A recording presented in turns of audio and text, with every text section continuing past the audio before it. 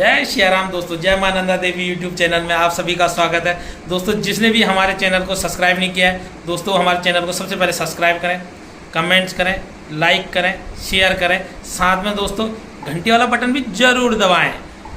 दोस्तों इससे क्या होगा कि जो आने वाली जो वीडियो है बिल्डिंग के बारे में, प्रॉपर्टी के बारे में, जो भी हम वीडियो बनाएंगे उसकी नोटिफिकेशन तुरंत दोस्तों सबसे पहले आप तक पहुँचेंगे और आप उसका फ़ायदा ले सकते हैं। साथ में अपने दोस्तों को भी उसके बारे में जानकारी दे सकते हैं। आपको हम जो जानकारी देंगे दोस्तों वो देंगे नेचुरल पत्थर, और जो हमने 10-20 अपने बिल्डिंग में लगाना है, आरपीएम जो हमने फर्श डालने में यूज करना है, और रेता जो हमने अपने बिल्डिंग में यूज करना है, किस प्रकार का यूज करना है, रेता यूज करना है और किस प्रकार का पत्थर यूज करना है, पत्थर में हमें क्या क्या चीज़ देखनी है, किस किस चीज़ को हमें ध्यान में रखकर 10-20 पत्थर जो अपने बिल्डिंग में बीम, कॉलम और लेंटर में यूज करते हैं दोस्तों, वो पत्थर किस प्रकार का होना चाहिए। वो पत्थर दोस्तों एकदम साफ़ सुथरा इस टाइप का होना चाहिए, एकदम साफ़ पत्थर देखना चाहिए। और इस पत्थर में हमें विशेष ध्यान देना है दोस्तों कि इस पत्थर में कुछ इस टाइप के पत्थर आ जाते हैं। ये विशेष ध्यान देने योग्य बात है दोस्तों। इस तरीके के पत्थर आ जाते हैं दोस्तों, जिसको हम अपनी सिंपल भाषा में बिच्छू पत्थर कहते हैं। होता है क्या है दोस्तों, ये पत्थर क्या होता है, गलने वाला पत्थर होता है।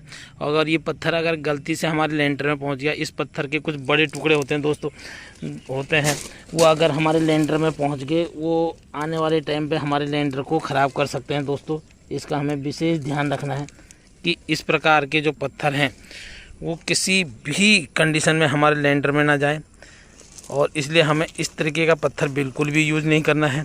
पत्थर की हमें क्वालिटी चेक कर लेनी है। पत्थर में जो चेक करने वाली बात होती है दोस्तों, मेन बात यही होती है कि उसमें बिच्छू पत्थर ना हो।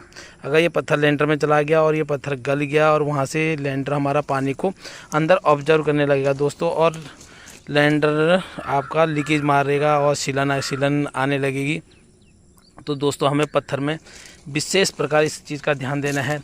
आरपीएम में हमें ध्यान देना है दोस्तों, जो हम अंदर फर्श में डालते हैं आरपीएम, उसमें भी हमें ध्यान देना है। उसमें हमें मेन चीज़ ध्यान देना है दोस्तों, उसमें मिट्टी की बिल्कुल भी मात्रा ना हो। और इस प्रकार की मिट्टी होती दोस्तों, जो लगता तो पत्थर है लेकिन ये होती मिट्टी है देखो। तो इस प्रकार का हमें ध्यान रखना है कि आरपीएम में कहीं भी कोई भी मिट्टी ना हो, और आरपीएम नदी का निकला हुआ हो, किसी खेत खलिहान का आरपीएम निकला हुआ हो, तो दोस्तों उसको हम विशेषकर आप ध्यान दें। रेता है दोस्तों, जिस प्रकार रेते को हम किस प्रकार रेते की क्वालिटी चेक कर सकते हैं, ये हमें विशेष ध्यान देना है दोस्तों।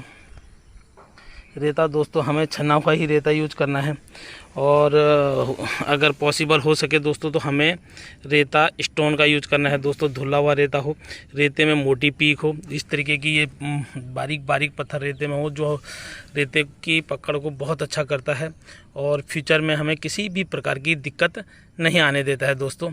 इस बात का हमें विशेष ध्यान रखना है। और रेते को हम अलग अलग प्रकार से चेक कर सकते हैं, इस तरीके से भी चेक कर सकते हैं। ऐसे देखने से ही पता लग जाता है कि इसमें मिट्टी की कितनी मात्रा है। और दोस्तों इसमें पूरे रेते में 5% या 2%, 5% से ज़्यादा मिट्टी नहीं होनी चाहिए। हल्की मिट्टी तो दोस्तों रेते में होती है, जो रेते को और सीमेंट को लचीला बनाता है और पकड़ भी अच्छी करता है, लेकिन अगर ज़्यादा मिट्टी अगर रहेगी दोस्तों तो वो हमारी पूरी मेहनत बेकार कर सकता है। इस बार का हमें विशेष ध्यान रखना है।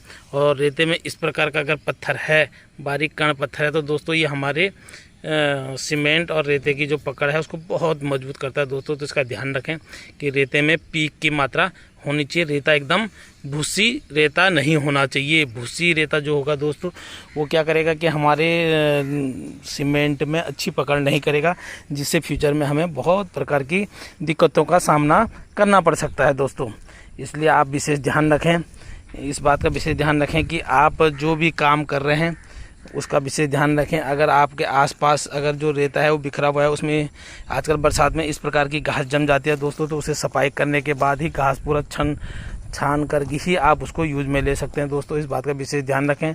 और मसाला बनाते समय आपको ध्यान रखना है कि आजकल गीला रेता होता है, तो उसको बढ़िया करके मशीन से ही माल मिले, मशीन से ही उसमें सीमेंट का यूज हो दोस्तों। इस बात का आपको विशेष ध्यान रखना है। जय श्री राम दोस्तों, जय मां नंदा देवी यूट्यूब चैनल में आप सभी का स्वागत है। धन्यवाद।